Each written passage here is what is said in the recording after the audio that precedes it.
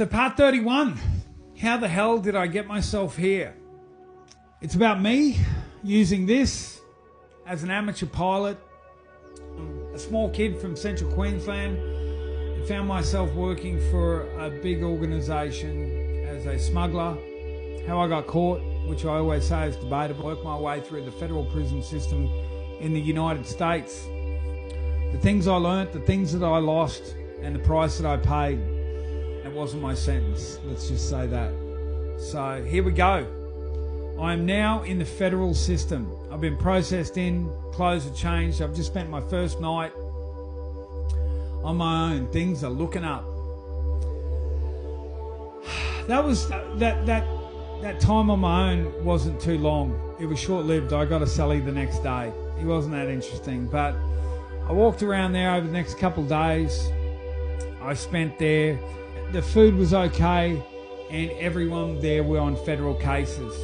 I met one guy that he was there on bomb charges from Hawaii. Really, I mean, just some of the strangest ideas. He was a seller of a substance that is really destroying the world today. Let's just say that. He had a fascination with making pipe bombs. Go figure. Interesting cat. Definitely a guy I wanted to stay away from. I met another guy there who, according to him, he was a banker, and he will come into play a little bit later in the story, some 6 or 8 months later. I kicked around with that bloke for the next couple of days. It was a big facility. We were inside again in a tower. Couldn't tell you. There weren't any windows, but it's sort of a 3-part octagon, so it was quite a big area to walk around, and that's what I killed the time with. Food was okay, still not knowing what's going on, and spent 3 days there until the next time. And the one thing that you could actually see from my room, you could see all the buses getting processed out. There was just this mass swing of people. It was like a cattle sale in Queensland. It's just trucks of unfortunate cows coming in and out to market and off to different places. That's what Oklahoma's processing centre is for the federal inmates. It is just a big mass movement of people. Again, there's some great docos on YouTube. Hit me up if you've got any questions. I'd like to become a little more interactive if people have any questions. Moving forward. Spent about 3 days there. Nothing too much happened. Again, get the call. We're on Con Air again. At this point, I think I could fly the plane, but nobody's letting me near the stick of any aircraft, and I'll get to that in the future episodes when it comes to the prosecutor, what they've got to say about me. So I get the call up early in the morning. I wasn't there too long, couple of days. We are on the plane again. Who knows at this point? I've given up trying to get back to Seattle. I've given up where we're heading in the grand scheme of things. You just succumb to the process, I would say, and everything's out of your hands.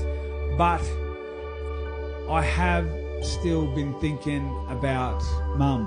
Actually, one thing does happen really interesting in this that I almost forgot. So I'm not doing any editing on this. I'm just telling you how it is, what I recall. There are details that I missed out that I should have put in, but I'm just telling you raw everything that I remember in the sequence and how it happened, what happened to me. But one thing did actually happen at this. I got a message over the intercom, and it was, Mr. Smith, get ready to be picked up, like to wait at the door. I hadn't been outside the door in these pods, so that was a very strange thing. And they said that the warden wanted to speak to me. So strangely enough, I actually did think, maybe I'm getting out. Maybe this was just a big mistake. And they're like, oh, sorry, you're out. But anyway, a guard escorted me to a room, and there was a chaplain there, from what I recall. There was the warden and a chaplain, because America is big on religion. They say if you want to get a Bible, just head to the nearest train station or bus station outside of prison. You'll find plenty of them there, because people find God when they come in, leave him at the door when they leave. But in saying that, There was somebody on the phone for me. It was my little brother. It was Dave. Can't believe I almost... And again, I'm just remembering stuff, and I try and write it down, and find it best just straight off the cuff. It was Dave. Dave was on the phone. This would have been 3, maybe 4 weeks later, so nobody knew where I was. It gives me a bit of goosebumps when I talk about this part, and it was Dave. So he said, "How you doing, big fella?" I said, I'm all right, mate. How are you doing? He goes, "No, we're all right. We're okay."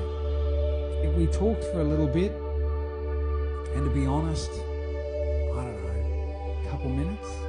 I only remember little specific points of the conversation, but I do remember one point I said, "How's the old girl?"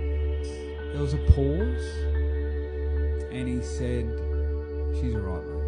I said, "Is she doing all right?" He goes, "She's all right. We're just worried about you."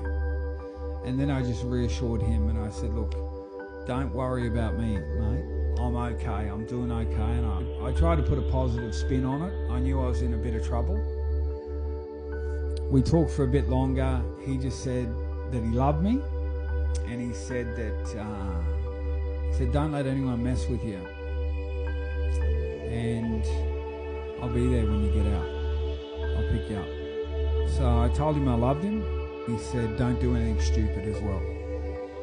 I knew what he meant by that. But I'll be there when you get out.